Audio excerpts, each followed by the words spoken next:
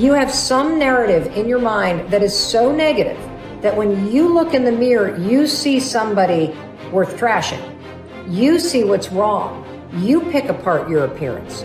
And I want to reverse that, because here's the deal about self-confidence. Self-confidence begins with you. You realize the word self is in there, right? I can't give you confidence. I can give you a little boost. I can give you tools. I can encourage you. But confidence is forged in fire. It's something that's within you. And here's the thing I want you to realize about confidence. You are a confident person. That's why you miss feeling that way. You can only miss what you know. You've just been blocked from the feeling of it. And wherever you are right now in your life, I'm telling you, confidence is in there. You just got to figure out how to tap into it. If you're holding on to something that does not serve you, you are making a terrible error. It's going to cause all kinds of problems. You may blame other people or other things. You may blame the situation. It's you are the cause of the problem. The man that told me to pick up this book and read it, Ray Stanford, he had a saying. He used to say to me, Bob, you're the only problem you'll ever have, and you're the only solution. I think it might have taken me 5 years to understand it. But I do understand it. And you know something? I am the only problem I'll ever have, and I am the only solution. Don't hold on to anything that is not serving you. Reject it. You know the beautiful part about having an inductive reasoning factor? That's the part that chooses thoughts. You can accept or reject. The beautiful part of your mind, you can accept or reject anything that comes into your world. Accept or reject it. It's a choice. Don't hold on to anything that is not serving you. If we play the victim role, then we are using our personal power to be helpless. If we decide to accept responsibility, then we don't waste time blaming somebody or something out there. Some people feel guilty for creating illness or poverty or problems. They choose to interpret responsibility as guilt. And some members of the media like to refer to it as New Age guilt. These people often feel guilty because they believe that they have failed in some way. However, they usually accept everything as a guilt trip in one way or another, because it's another way to make themselves wrong. And that is not what I'm talking about. If we can use our problems and illnesses as opportunities to think about how we can change our lives, we have power. Here's something I want you to keep in mind. Life is a fight for territory. And once you stop fighting for what you want, what you don't want will automatically take over. In the past, if you look at it, people have perceived themselves as victims of everything around them, victims of circumstances. And then we go, oh, I'm sorry, life did not give me those wonderful things that other people have. And the simple reality is, no, if you have an issue, it's not the outside. This is what we've always, universe, give me something.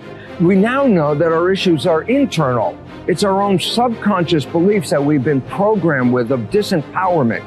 Like when a child is growing up and getting its programs, so think of what things parents say. Oh, you don't deserve this. Who do you think you are? I mean, the parents didn't mean that for your whole life. They were trying to, goad you, needle you to make a change. So they would say these things. 95% of our life comes from those programs. So if you have disempowering beliefs about who you think you are, because you got them from other people, that's how you know who you are. These disempowering beliefs play 95% of the day in an average person's life. So I say, my wishes and desires, I want success, I want great relationships, I want all these wonderful things, I want health. I go, well, that's conscious mind, because conscious mind's creative. But as science reveals, only 5% of the day are we operating from our own personal wishes and desires. 95% of the day we operate from the programs that we got in the first 7 years. And if those programs, which psychologists have told us 70% are negative and disempowering and self-sabotaging, I say, good, apply these 95% of the day in your life. And you realize why your life is a struggle. It's not a struggle because the universe is not providing. It's a struggle because your own consciousness is not accepting. And this is where we have to change. And so getting control of your mind, taking charge of your consciousness is a way of overcoming those limitations. There are many different ways to take this control back in your life. And one of them is the ability to, like in yoga, for example, to be the master of your mind and not let it run the monkey mind. Let it run. No, I want this. Don't let this other one go. And so overcoming the old self allows us to become somebody else. And there is that period of transition. I call it the void, where there's just not a lot happening. And you just got to be able to keep going and continuously get to the end of your belief, where most people stop. I just had a fabulous conversation with someone this weekend. Broke through to the other side, and now there's so much magic happening around this person, but she's worthy now to receive it. And that is the key, because the universe only gives us what we think we're worthy of receiving. So we got to become initiated into this and understand it. Thousands of years of programming that says that we have to change things matter to matter, in three-dimensional reality, and it will take time. But to begin to connect to that resource called the quantum field and create from the field instead of from matter, there's a lot of unlearning that has to go on. You have to really begin to mentally rehearse. Like, so you ask yourself at the end of your day, I do this every day. How'd I do? How'd I do today, bro? How'd you do? Did you do good? Where'd you fall from grace? What was it that caused you to go unconscious for the rest of the day? Like, what was that moment? Now, if you're a student of life, you'll begin to contemplate, well, it was that person that said that thing, then I reacted, or I got this email, or things didn't go my way, and I started feeling angry or frustrated or fearful. The next time that happens, how could I involve my experience? Now, you may have to search for some answers of the best model to build, or you may actually have a long contemplation and start to go, God, the next time that happens, I think I'm going to do this, or I'm going to do that, or I'm going to plan my behaviors. And the act of closing your eyes and rehearsing what you're going to do begins to install the neurological hardware in your brain to look like you already did it. Now the brain is no longer a record of the past. Now it's a map to the future. And if you keep installing that hardware, the hardware will become a software program, which means you'll just start acting like a happy person. Why? There's no magic there. You installed the circuitry. So that's more important than the news. Right. It's more important than answering any email or any text. It's more important than talking about your past. If you want to enjoy self-confidence on the outside, you must practice complete integrity on the inside. The foundation of self-confidence is for you to live your life consistent with your innermost values and principles, while thinking and acting in harmony with your highest aspirations. Men and women with the most solid self-confidence are those who are absolutely clear about what it is they believe to be right and good and worthwhile, and who live their lives consistent with these values. Everything they do or say is an expression of their innermost convictions.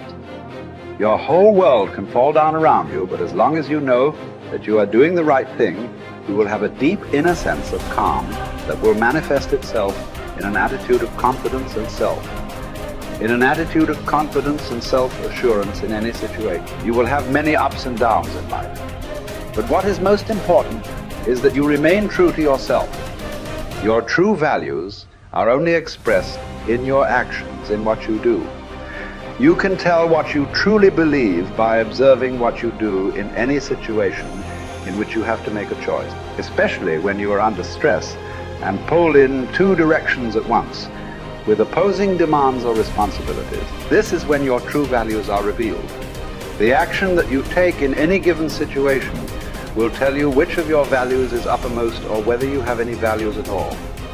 It is not what you say, hope, wish, or intend, but only what you do that counts. Your choices of the actions you take tell you unerringly who you really are. You can develop within yourself a superb set of values by acting as though you already had those values. You can develop integrity and courage and compassion and confidence by behaving as though you already had these qualities. The more you act the part, especially when you demonstrate these qualities under stress or when you feel like doing or saying something else, the more rapidly these qualities become a permanent part of your mental makeup. The more you practice good values, the more rapidly you become a truly superior person. The keys to developing the unshakable self-confidence that will make everything else possible for you are self-control, self-mastery, and self-discipline. Self-confidence can come directly by behaving in a self-confident manner, but more often it comes indirectly by doing and saying the things and practicing the behaviors that lead to self-confidence. The most important self-development behavior is living consistently with your highest values at every opportunity